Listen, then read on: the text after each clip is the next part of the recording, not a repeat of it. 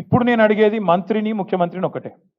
ఇండ్ల ఈ అమృత్ టెండర్లలో తప్పు జరిగిందా లేదా అని తేల్చడానికి మీకు చిత్తశుద్ధి ఉంటే నేను ఢిల్లీకి మీరు నెక్స్ట్ వీక్ మీరు డేట్ టైం మీరు ఫిక్స్ చేయండి.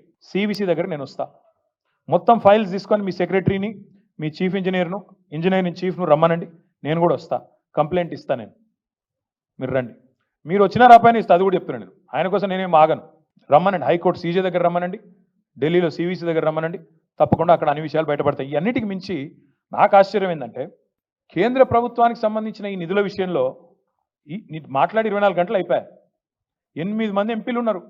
రేవంత్ రెడ్డికి రోజు బాకాలుదే బీజేపీ ఎంపీలు. రేవంత్ రెడ్డికి 8 మంది ఎంపీలే నేను చెప్పేది. ఎమ్మెల్యేలు అమాయకులు, వాళ్ళకేం తెలియదు. 8 మంది బీజేపీ ఎంపీలు ఒక్కరు మాట్లాడతలేరు.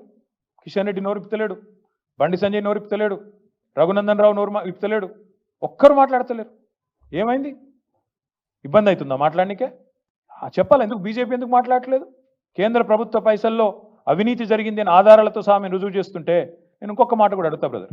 2 కోట్ల కంపెనీ ముఖ్యమంత్రి బామ్మర్ది 2 కోట్ల కంపెనీకి 1000 కోట్ల వరకు ఇచ్చుడేగాక ఇంకా హుంకారాలతో గింకారాలతో అరుపులతో బొబ్బలతో ఆగమాగం మాట్లాడి ఆయన గీతా గారి తమ్ముడు ముఖ్యమంత్రి బామ్మర్ది కాదు అని చెప్పి ఏదో పిచ్చి లాజిక్ చెప్పి కన్ఫ్యూజ్ చేస్తా అనుకుంటున్నావా?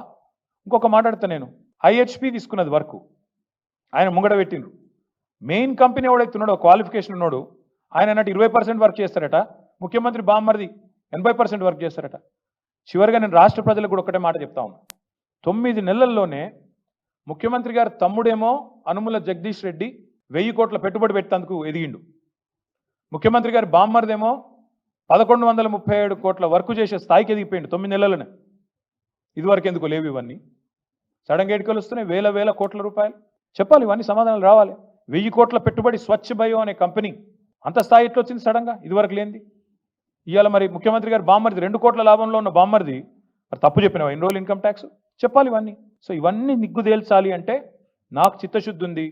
హైకోర్టు చీఫ్ జస్టిస్ దగ్గర పోదాం, నేను వస్తా. డేట్ నువ్వు ఫిక్స్ చేయి, టైం నువ్వు ఫిక్స్ చేయి.